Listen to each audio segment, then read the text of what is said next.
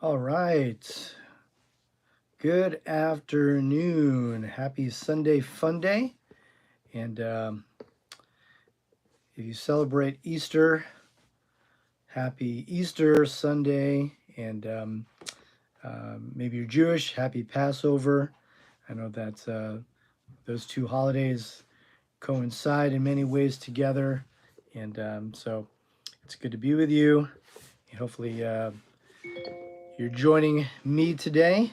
And maybe you'll see this later on replay. But, anyways, hey, good to see you. I'm a little dressed up because I just came back from Sunday church and had some lunch with my family and my kids and had a good time. So, anyway, hey, this is the third installment of Sunday Fun Day with Dr. Love. And I figured that, this would be a good day since it's Easter Sunday and it's a little different, that I kind of pause and talk about a little bit about my story and how did I get to where I'm at today. Some of you have been subscribers and following me. Some of you have seen my gear reviews. Some of you have known me for a while, even outside of these videos I've been doing over the years. But I figured, why don't I just tell my story a little bit about how I came to be part of this crazy music industry world that I'm in and where I'm at now and how I got to where I'm at today. So, anyways, I grew up in northeastern New Jersey, and I grew up to under my parents, who are two immigrants from the Philippines. Me and my younger brother, and my dad and mom are both musical. Especially my dad, he's a singer, songwriter, and in many ways, maybe a frustrated singer songwriter. He did write some songs and performed a little bit here and there, and really did a lot more performing along with my mom in choirs and stuff in church. And I grew up in church. And so, anyways, my story began musically just kind of being around that setting of church. And if you've ever grown up in church, there's choirs, there's pianos, there's organs. I grew up in a church that had really a more traditional organ being played, but in a good way back then, because it was the music director at the time was one of the organist for Radio City Music Hall. So the kind of organ music that we had and the kind of musicians were really top notch, actually, kind of Broadway style in many ways, mixed in with sacred music. But anyways, growing up, my parents wanted me to get piano lessons along with my brother, and so me and my brother, my younger brother, we took piano lessons, and I started when I was in second grade. Took piano lessons for many years, for probably about 12 years, and then you know learned a lot, learned how to read music, sheet music, notation, if you want to call it that. Got pretty proficient at playing piano, and by the time I was in middle school, I was backing up our middle school choir. I was one of the piano accompanists, which, if you know anything about piano, that's pretty complicated. You have to be pretty proficient, pretty good, and I was at that point. In fact, I got to a point where my piano teacher at the time, she was going to teach me how to play organ, traditional organ, because I had gotten that good. And I reached this crossroad where I needed to decide, was I going to do that, really get serious? I would play on Wednesday nights when they had prayer meeting at church, and I would be one of the piano companies there too. So, and I was just a student at that time, middle school again, just playing, accompanying hymns with the song leader in church. And that's what I did because I was pretty good. But when I got to high school, I really got into playing another instrument, the trumpet. So piano for 12 years and then trumpet. And I got really into band, into marching band, jazz band, concert band. I loved it. If you're into band instruments, trumpet, saxophone, trombone, all kinds of marching percussion, symphonic percussion. I was in the symphonic band and an orchestra too, choir also, but really it was the trumpet playing that really got me hooked on classical music and symphonic music, that kind of style of music, and I just loved it. I just ate it up. And so when I was in high school, starting really in sixth grade, I started taking lessons, and then middle school. But when I got to high school, I just loved marching band, jazz band, concert band. I just was a trumpet player, and so I took private lessons all through high school, all through college even, and I was the first chair trumpet player in high school. I did some first chair trumpet playing later in college when I was a junior and senior, but really traded off with other people that were better than me at that point in college. But I took lessons, private lessons through high school and college, and even beginning in elementary school. So 12 years of piano, 10 to 12 years, arguably, of also trumpet. So I understood lessons very well. And I was in choirs and church and at high school and middle school, all throughout, all state choir, all these things. So music was just in me, and it was really part of my identity as a high school student into also being a college student. Even though that's not what my major was, I was kind of a music minor because even in college, I took trumpet lessons, like I said, and did these things called music ensemble where all those that took private lessons in college at our school, you had to be part of this experience where at least a couple times a month you would have to play and prepare for a recital, where you'd basically play a piece along with, you know, 5 to 6 other instrumentalists or vocalists. And when you were scheduled, you had to prepare and perform your piece in front of your peers and other music teachers in the building. So even though I wasn't a music major, in many ways, practically, I was like a music minor, and was into trumpet for a long time, all the way until I graduated from college. And then, really wasn't into, uh, you know, band instruments. Like I listened to rock and I listened to alternative music back in the '90s, but I was never into guitar, which is kind of ironic because my dad played acoustic guitar, but he was really more of just a strummer. He didn't even know the names of the chords. He just knew the positions, and he had just a great ear that, when he learned guitar in the Philippines, he just learned and figured it out, what chords go together, what progressions work, and all that. So, but I never had interest in guitar during high school. Like a lot of, people that are into guitar, that when I talk to them, they're like, "Oh yeah, did you start playing guitar when you were, in middle school, high school?" I'm like, "No, I really wasn't interested in guitar," which is crazy because guitar is so important to me. It's such a big part of my story as an adult, and so, all the things I've done. Anyways, so I was playing trumpet, and that's what I was doing more of even after I graduated from college.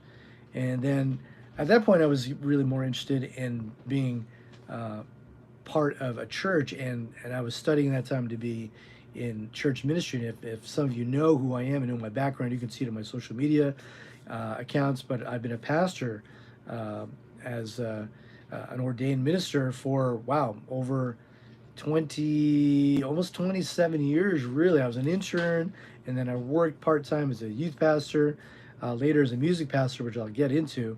And then right now I've been a lead pastor at the current church I'm at, but also a um, music director. And I've been youth ministry, where when you work with youth, there's music all over the place, which leads me to why and how I picked up guitar. Because what happened when I was in Chicago, and my wife and I, we got married in the mid 90s, and we were part of this small urban church in the north side of Chicago. And I really wanted the students to learn how to sing, uh, contemporary Christian worship songs, as they're called. And of course, I played trumpet and I knew some piano, but I was a little rusty, and that really wouldn't work necessarily. So I said, you know what? Why don't I try learning guitar? I mean, I know my dad played, and at that point, my younger brother, who's a great, amazing singer and also a great rhythm acoustic player at that time, um, he knew how to play guitar. So I said, why don't I just try to pick up guitar and see if I like it? So I remember learning, the basic chords: D, C, G, and playing the same 3 chords over and over again on this beat up guitar that I had gotten from somewhere, from maybe my dad or an old family member, or maybe I bought it at a pawn shop. I don't even remember where I got this beat up guitar. But as I learned how to play guitar and enjoyed how it sounded and how mobile it was, and after I developed a pretty good vocabulary of chords, it was amazing how all of a sudden I started falling in love with guitar. Because then I got around other people that were really good guitar players, and one guy, whose name is Lewis Chapman, who now he's actually passed away now, but he was an amazing lead guitar player. And so he came to our church, and him and his wife were part of our church, and as I was learning rhythm guitar along with some other people, or just learning and picking up from other players that guitar players around me at the time, remember I was in my 20s, so I was really like maybe 24 when I was really starting to pick up guitar, which is usually that's like 10 years later than most people that I know that play guitar now, professionally. They were playing way back, way when they were 10, when they were 12, 13, at least when they were their teens they started. But I was starting when I was 24 and really 25 when I got serious about playing guitar. And for some reason, as I was learning guitar and learning worship songs for the youth group and trying to lead, our youth group of like 20, 30 kids in these songs, I really fell in love with guitar because it kind of combined everything with my uh, piano chording skills and my trumpet skills, which are more single note lines. If you ever played trumpet or brass instrument or saxophone, obviously you can only play one or two notes, one note at a time. You can't even play two notes unless you do some weird techniques to try to do that, some weird stuff. But really, they're solo instruments, solo single line playing instruments. But piano, as I also knew and took lessons for 12 years, it's chordal, and you can play solos, single lines, and chords too. So what happened is I picked up guitar, and it combined everything that I knew about piano, the chording, and to be able to play chords and also solos, single lines, and then my trumpet world where I was I understood how to play trumpet solos. I knew a lot of trumpet solos because I had auditioned for college and did all kinds of stuff in high school as far as trumpet soloing. So it brought all these worlds together, and even vocals too. It kind of brought that all together in guitar playing, where I realized I could strum. It's so percussive and rhythmic, and I could, really enjoy that aspect of guitar playing. But then I was also, as I got better, I started learning scales. I started learning solos. I started learning how to improvise the basic pentatonic scales, right? That as guitar players you learn, minor, major pentatonic scales, and I just fell in love with guitar. And the more I played guitar, the more I learned it. Boy, it just opened up a wealth of knowledge, opportunity, and even to this day, the one single skill that I acquired over the years that in many ways has opened up so many doors for me, not just in church ministry and music situations, not just in youth group settings when as I was a youth pastor for many years, and music is a big part of working with students and youth, but then also as a professional musician, all the different gigs and bands and opportunities I've had are simply because of playing guitar. There's not a lot of people that are looking for trumpet players unless you're in a ska band or you're classically trained and you're trying to get into an orchestra. Which, if you're trying to get into an established orchestra, usually the players are set, unless you're in a pit orchestra on Broadway, or if you play in the pit, if you know where the pit orchestra is, that's the live instrumentation at a lot of Broadway plays that they have there, which are amazing. Those are amazing players there, and but unless you're going to be focused on that as a wind instrument player like trumpet, boy, it's competitive, and there are not a lot of openings out there. And really, on a local level, unless you're part of like a group of like a local orchestra or some jazz clinic or band, or you're really that great and professional and you're playing, in a Juilliard setting or Brooklyn or Manhattan School of Music, or you're playing, in a jazz setting, kudos to you because that's amazing. But that was kind of a dead end for me.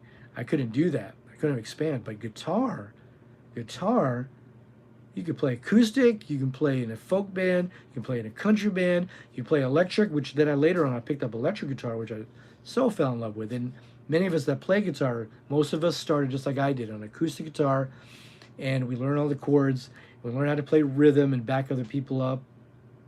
And then I started backing up soloists or vocalists that didn't play guitar, but I could play guitar.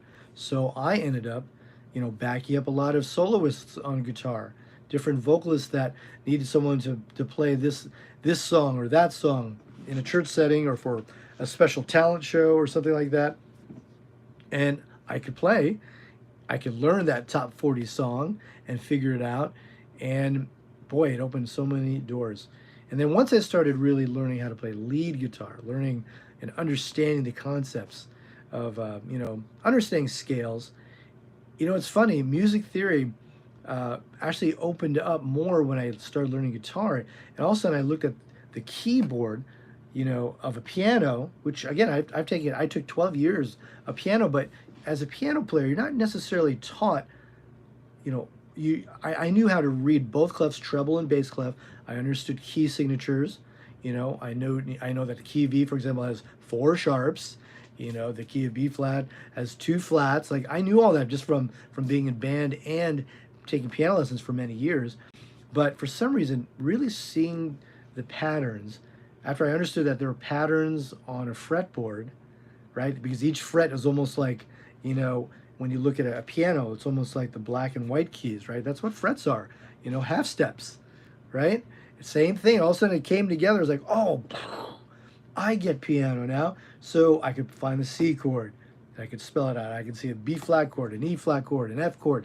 So learning guitar also opened up and also took the knowledge I had about piano, for example, and all of a sudden I could play even better, and I could be in a worship band, or I could be on a side band, and I could play basic keyboard. I learned how to read a band chart.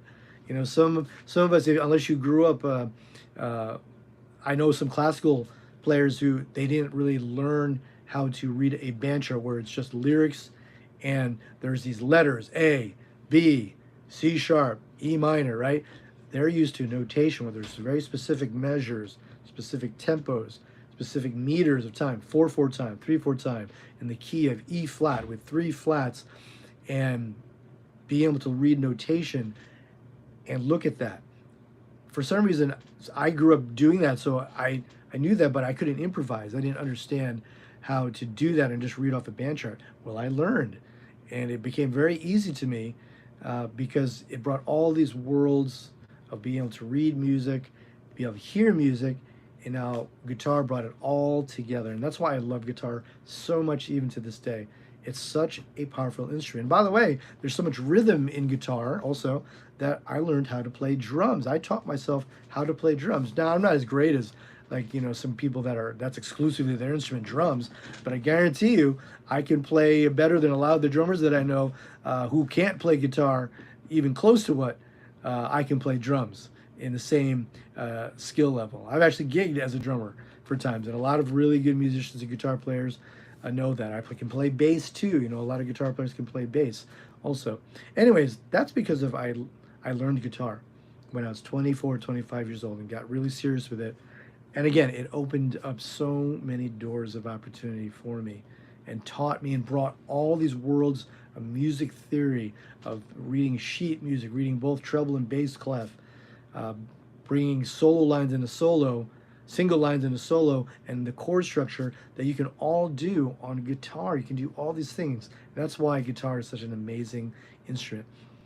Then at the same time, I got interested in recording because I thought, well, it'd be cool to record some of these ideas. And have written a few songs over the years, and I knew some people that wanted to record also.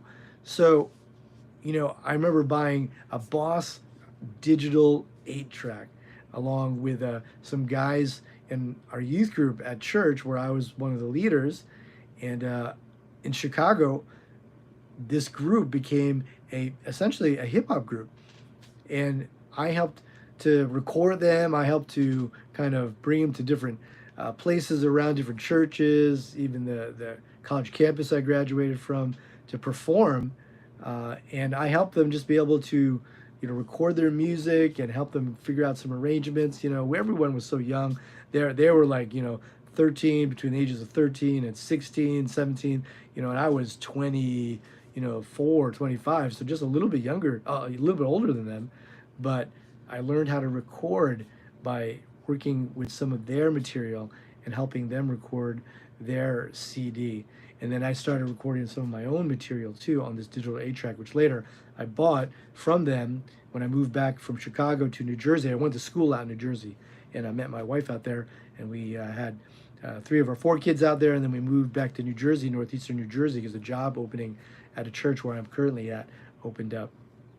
And so anyways, through that whole time, I got into recording more, because it's a little bit easier to record guitar. And a lot of the recording studio gear, even now still, it kind of uh, is geared towards people that are guitar players, bass players, people in traditional rock band kind of settings, alternative band, country band. And so I got into recording. There's something magical about recording these ideas, these guitar parts, and singing these parts, playing a bass part, figuring out a drum part on a drum pad. I have somewhere in my closet. I have an old Elisa's drum machine that I used to use to make beats, and then it was a keyboard with the drum samples, right? And just layering all those parts and putting it on this digital 8-track. And then later, I remember when I first got my first Pro Tools LE setup, and I had that DigiDesign hardware interface. Some of you remember that Digi-01, DigiDesign 001, I think it was called, or something like that, Digi 001. And I had that. I used to record that. So I remember the very first Pro Tools LE sessions that I worked with and recorded a whole bunch of stuff. And after I got pretty good at recording my own material, I started recording other people. Lots of times it was people in the youth group that had a band, and they say, "Hey, we want to record these 4 or 5 songs." So I record them and I'd mix them, and with their help, with the students' direction, we'd put together a 3 to 4 song, EP essentially. And I have some of those recordings. And I listen back to them like, oh my gosh, I didn't know so much about mixing, and I didn't understand frequencies that well at that point, and didn't understand how important it was to make sure the signal to noise ratio and the gain staging, how important that was to get the right sounds, so you get a bigger sound right from the get-go instead of spending so much time just editing later, trying to fix things. And throughout those years, I've recorded, some alternative rock bands of students. I've worked with individual musicians and recorded their small projects, 2 or 3 songs. I've self-produced 3 or 4 of my own albums. One of them I had another friend who's a producer record a short EP, but I have basically 3 full-length albums and a couple of acoustic albums. One acoustic meditation album is called Acoustic Holiday, which is a really there's like Christmas, Thanksgiving type music, holiday music. And then I have a full band one that came out in 2016 called New Day. And so I've produced my own things, and I have a couple singles that I'm always working on in different projects. And at this point, I've probably helped about 10 to 15 different artists, solo artists, groups, bands, singer-songwriters to record their music, and have been part of different programs and certifications where I've been trained by some of the best professionals in mixing and mastering and recording. And it's all because I started playing guitar, which combined all the different aspects of what I've done since I was in 2nd grade.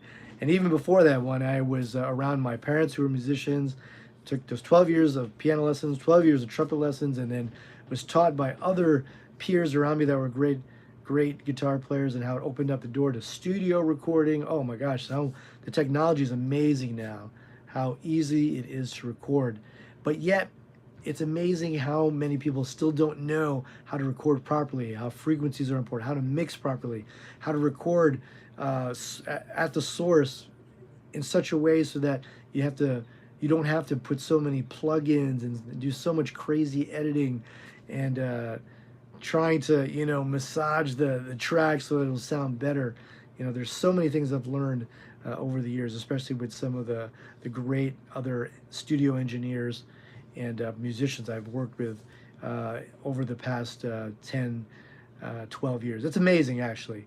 And so I want to encourage you, because as many of you know, I've started my own music production business on the side since I've been doing it for 10 to 15 years, really helping other people record their music to put out their projects, recording little, even jingles for some companies and for their online businesses, including my own self-produced albums. And now I'm working at trying to help other singers, songwriters, and musicians who, they have great song ideas, maybe on a voice memo, but they can play some basic acoustic, but they don't know how to play lead guitar, or they don't know anyone that can really play drums very well. And so those are the kinds of people that I'm willing to help help out and be able to make their music dreams come to a reality. And it's all because I decided to learn guitar, and I'm so thankful to God that I was able to uh, acquire that first acoustic guitar, that beat up pawn shop type guitar, and learn those three or four basic chords, because they just launched me into a whole different kind of reality, and I'm so thankful.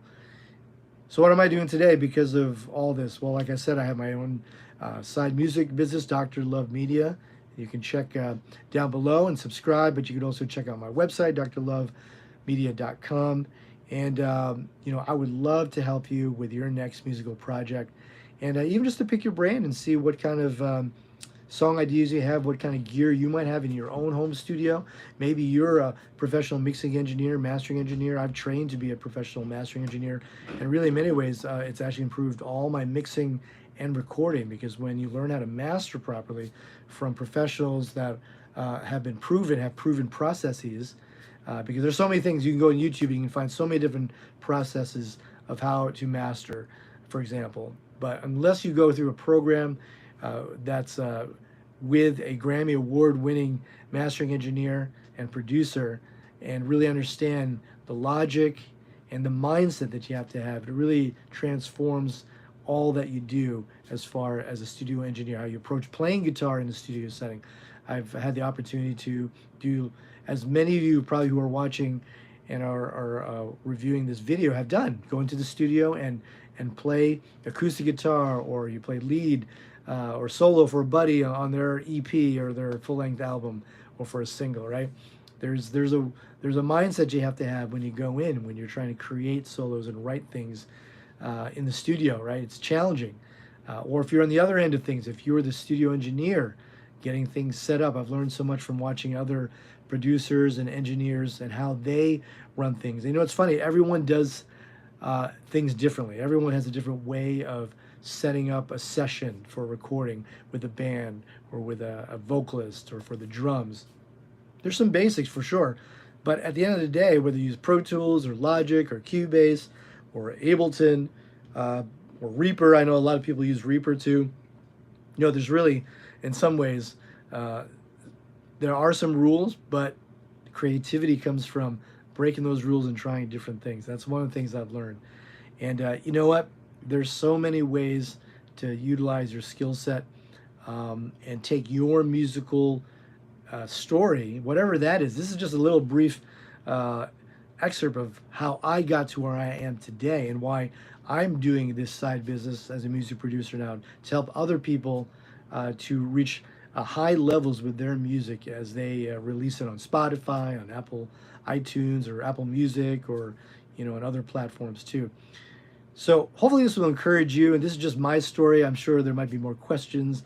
Hey, hit me up, send me a message, and ask me some questions. I'd love to hear some comments about what your story is. How did you start and get into playing music, either semi-professionally, professionally? Maybe how did you get started in the studio? There's something once you start recording yourself, if you're just like me, there's something magical about audio and frequencies, and getting a mix just right, and mastering it, and then putting it out there and hearing it on your car stereo, on your monitors, on another person's sound system, and just hearing how amazing those creative juices were made into this amazing song product that you're able to put out for yourself or for other people. There's something just magical about sound. And so I just want to encourage you, share with me what's your story. How did you get into recording? How did you get into playing music, whether you play guitar, maybe you're a drummer, maybe you're a flautist, maybe you're a trumpet player too. I still have my old trumpet that I got when I graduated from high school and I used through college. It's great. It's a great trumpet. It's in my closet. But hey, I'd love to hear your story and hear what's going on. But you know what? As I look back on my journey to be a professional level musician, and now a professional music producer, sound engineer, mixing engineer, mastering engineer, every step of the way, it's been a blessing just to see the growth. Were there frustrating times? Of course. whenever you're trying to get to that next level, when you're trying to learn the notes of a particular solo, or you're trying to get those very complex jazz chords in your fingers, which are so hard to play at times.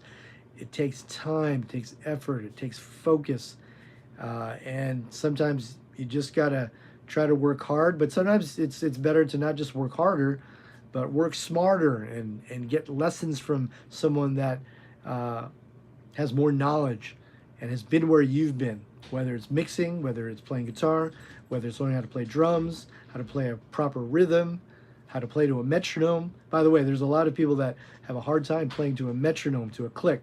Learn how to play to a click. It's going to make you a better musician and session musician when you go in the studio for your buddy or for your bandmate and they need you to play. Learning how to play to a click is great, but it takes effort and it takes some time and patience. So, hey, I want to encourage you. Thanks for watching, and I hope my story encourages you. It's never too late to learn an instrument, and I can honestly say to you that learning guitar opened a world that I never thought I would be a part of and want to create a business around. And I would love to hear your story and see how much music has meant to you in your life. Have a great rest of your Sunday. Thanks for joining me for Sunday Funday. Again, make sure to subscribe. Click below. Make sure to check out drlovemedia.com on my website. And I would love to get a message from you, a comment, and hopefully we can connect and make some great music together. Have a great rest of your Sunday, and take care.